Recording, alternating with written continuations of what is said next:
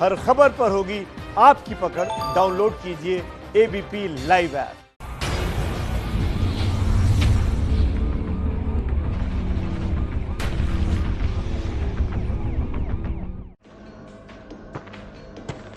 किसकी बाजुओं में है ज्यादा दम? कौन किस पर है भारी?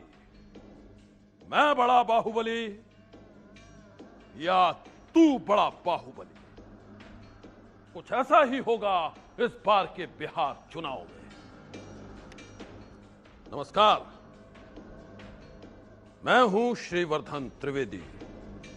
बिहार में बाहुबलियों का असल जोर इस बार दिखेगा जब एक दूसरे से भिड़ेंगे दो दिग्गज बाहुबली। एक तरफ काली पांडे और दूसरी तरफ पप्पू पांडे। चुनावी अखाड़े में दो बाहुबलियों के बीच होने वाले इस दंगल में कौन किसको देगा पटखनी?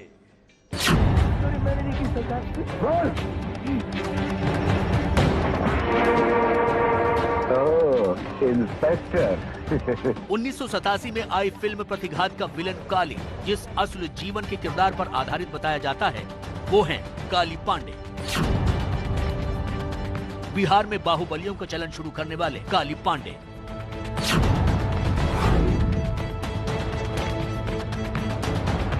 और जिस काली पांडे को अपना गुरु मानते हैं बिहार के बाकी बाहुबली, उसे इस बार सीधी चुनौती मिल रही है बाहुबली पप्पू पांडे उर्फ अमरेंद्र पांडे से।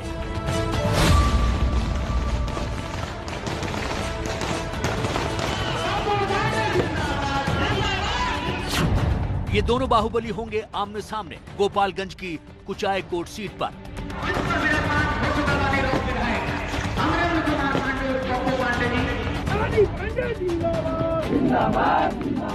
जनता की आत्मा पर 4147 रख कर चुनाव जीते। अगर आरोप मेरे ऊपर रहता तो हम चुनाव लड़ते।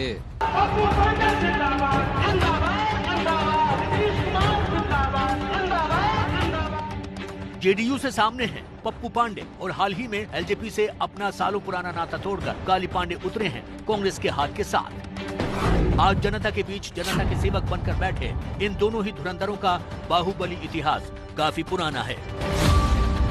लेकिन बात पहले उस बाहुबली की जो कभी माना जाता था उत्तर बिहार का सबसे बड़ा बाहुबली। काली पांडे ने अपना राजनीतिक करियर 1984 में शुरू किया था, जब गोपालगंज से उन्होंने लोकसभा चुनाव निर्दलीय जीता था। जाहिर है जब देश में कांग्रेस की लहर थी तब काली का निर्दलीय जीतना ही बताता है इनका तब कितना दबदबा रहा था। यूं ही नहीं, इनके दबदबे का डंका बॉलीवुड तक बजा और नेताओं और अपराधियों की साठगांठ पर आधारित रामोजी राव की फिल्म प्रतिघात में फिल्म का विलन काली पांडे पर आधारित बताया गया।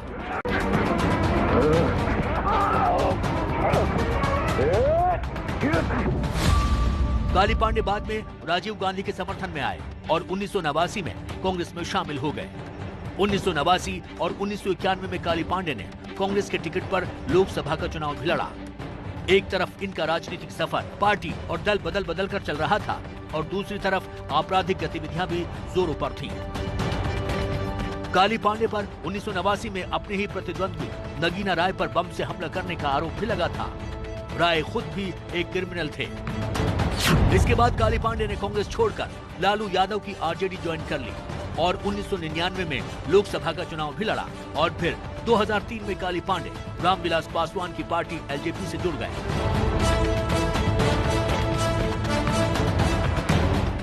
काली पांडे को रामविलास पासवान का काफी करीबी माना जाता है। हालांकि 10 साल से एलजेपी में राष्ट्रीय महासचिव, प्रवक्ता जैसी जिम्मेदारियां निभाते आ रहे काली पांडे इसी हफ्ते कांग्रेस के साथ दिखे, जिसे वो अपना घर वापसी बताते हैं। अचानक पार्टी छोड़ने पर काली पांडे कहते हैं कि चिराग अपने पिता जैसे नहीं है।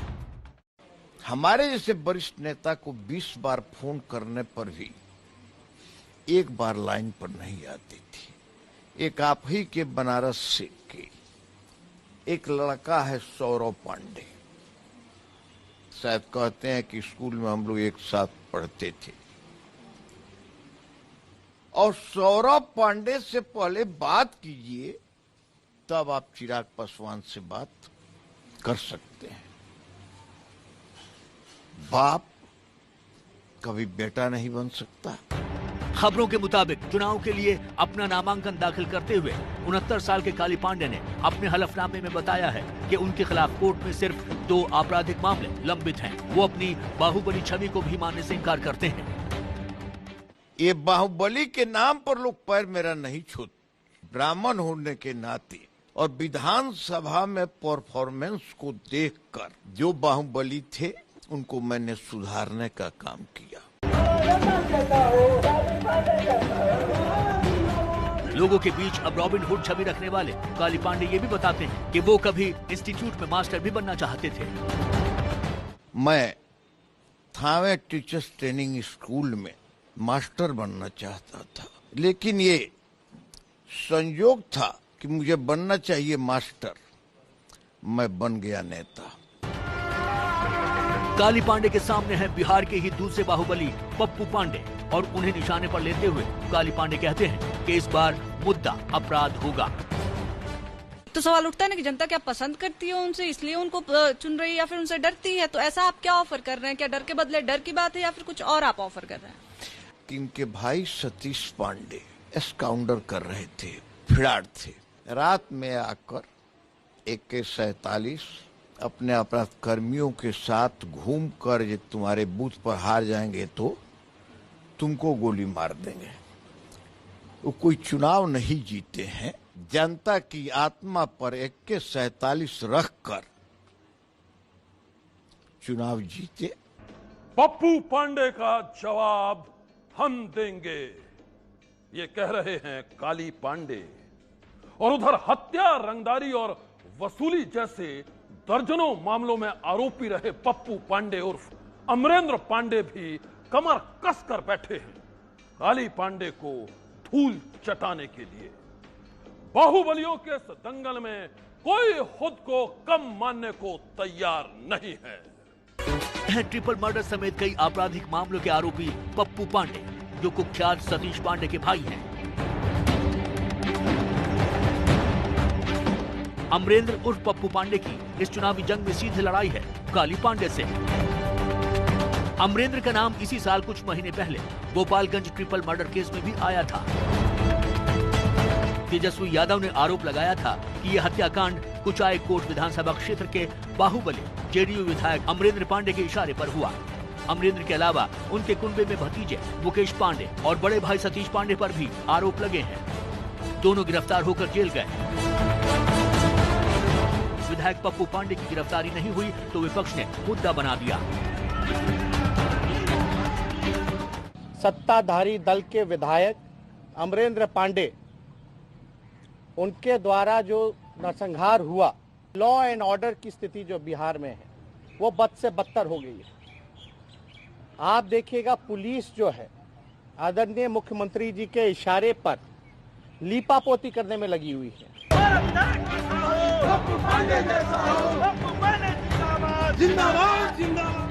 2012 में अमरेंद्र पर शराब व्यवसायी अनिल शाह की हत्या का आरोप भी लगा।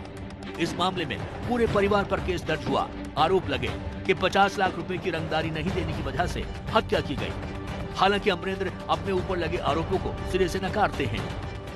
ये बताइए कि अगर आरोप मेरे ऊपर रहता तो हम चुनाव लड़ते। वो आरोप मेरे ऊपर कोई आरोप नहीं है। अब आप लोग दिखाते हैं टीवी में, अभी तो हमको भी नहीं पता लगता है कि भाई अब किस कोर्ट में है और किस थाना में है, हम भी पता करते हैं। ऐसे चुनाव में आचार संहिता वगैरह का केस मेरे ऊपर हुआ था, आरोप लगता है, लेकिन उसका जांच होती है और जांच में तो कहीं से हम दोषी नहीं पाए जाते हैं।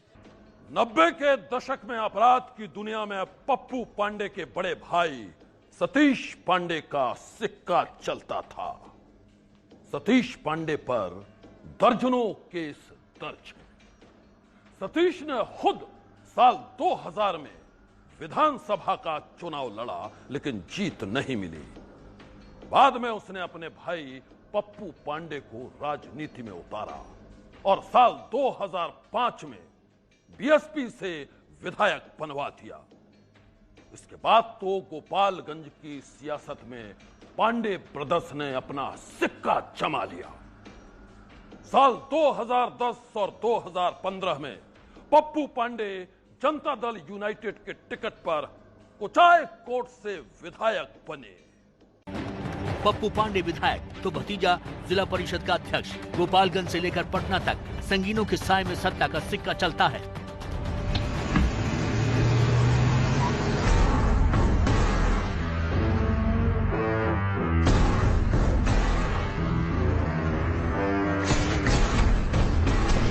राजनीति का रुतबा ऐसा कि हत्या, रंगदारी के दर्जनों मामलों के बावजूद अमरेंद्र समर्थकों के बीच मसीहा बन चुके हैं। इलाके में दरबार लगाकर लोगों की दिक्कतें सुनते रहते हैं। काली पांडे से मिलने वाली चुनौती पर अमरेंद्र कहते हैं, और जहां तक मुकाबला की बात है तो देखिए भाई, ये कर्म भूमि है और मैंने 5वीं बार विधानसभा चुनाव लड़ने यहां से जा रहा हूं।